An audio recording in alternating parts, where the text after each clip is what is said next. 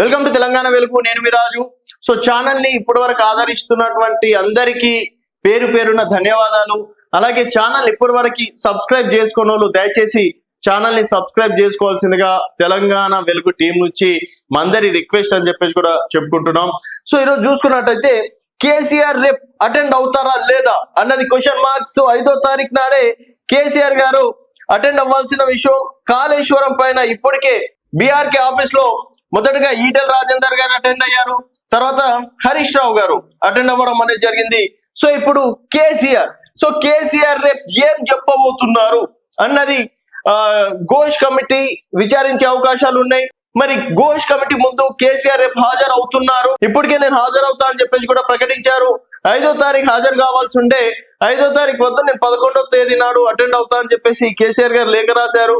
మరి కేసీఆర్ రేపు అటెండ్ అయ్యి ఎలాంటి క్వశ్చన్స్ వాళ్ళు అడుగుతారు, ఏ విధంగా జవాబులు చెప్తారు, మరి కాళేశ్వరంలో నిజంగా కుంభకోణం జరిగిందా, మొదటగా 40,000 కోట్లు 50,000 కోట్లు అనుకొని ఏకంగా 94 కోట్లకి మార్చింది ఎవరు, మేడిగడ్డ దగ్గర పర్మిషన్ లేకుంటే మేడిగడ్డ దగ్గర ఎందుకు కట్టినట్టు, దేనికి ఎంత డబ్బులు కేటాయించారు, దీంట్లో ఎవరెవరు ఇన్వాల్వ్మెంట్ ఉంది, ఎన్ని రోజుల నుంచి ఎన్ని రోజుల వరకు కంప్లీట్ చేశారనే కొన్ని కీలక క్వశ్చన్స్ కూడా అడిగే అవకాశాలు ఉన్నాయి. ఇప్పటికే హరీష్ రావు గారు దానిపైన ఒకటి పవర్ ప్రజెంటేషన్ కూడా ఇవ్వడం అనేది జరిగింది. సో ఇక్కడ చూసుకున్నట్టయితే హరీష్ రావు గారు కావచ్చు, ఈటెల గారు కేసీఆర్ చెప్పినట్టు మేము చేసాం, అధికారుల సూచనతోటే చేశామని చెప్పేసి వాళ్ళు ఒకటే మాట చెప్పడం అనేది జరిగింది. ఇది కేవలం కాంగ్రెస్ కుట్ర కోణము, రాజకీయ కక్ష సాధింపు చర్యలు అని చెప్పేసి వాళ్ళు చెప్పారు. మరి రేపు కేసీఆర్ ఏం చెప్తారు, ఏం చెప్పబోతున్నారు?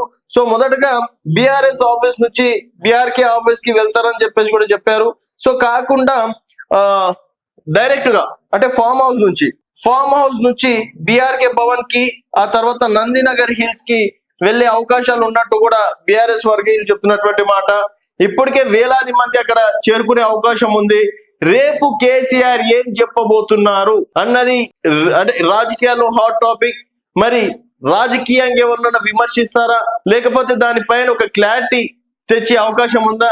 ఈటెల రాజేందర్ గారు, ఈ హరీష్ రావు గారు కూడా చెప్పారు. అదే కేసీఆర్ ఏం చెప్పబోతున్నారు, కాళేశ్వరం పైన కేసీఆర్ ఏం చెప్తారు అన్నది తెలంగాణ ప్రజలు వేచి చూస్తున్నారు.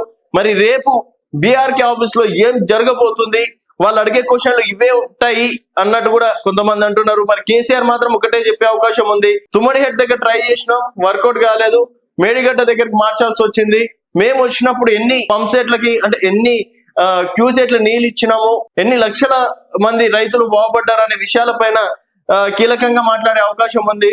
కాంగ్రెస్ నేతలు మాత్రం ఇప్పటికీ SLBC కావచ్చు, శ్రీరామ్ సాగర్ వల్లనే ఇప్పటి వరకు పంటలు పండుతున్నాయి. సో కాళేశ్వరం నుంచి ఒక చుక్క నీరు ఇప్పుడు ఏ పంట కూడా వాడుకోలేదు. సో వాళ్ళు కట్టించినటువంటి మేడిగడ్డ కావచ్చు, అన్నారం కావచ్చు, సుందిల బ్యారేజ్ మాత్రం వాళ్ళు ఎంత అయితే నిల్వ చేశారో అన్ని నీళ్ళు అక్కడనే ఉన్నాయి. ఎందుకంటే పంప్ హౌస్ నుంచి ఎత్తిపోయాలి కాబట్టి మరి ఇప్పటి వరకు ఎక్కడ కూడా ఎత్తిపోసిన దాఖలు లేవని చెప్పేసి కాంగ్రెస్ నేతలు చెప్తున్నటువంటి మాట.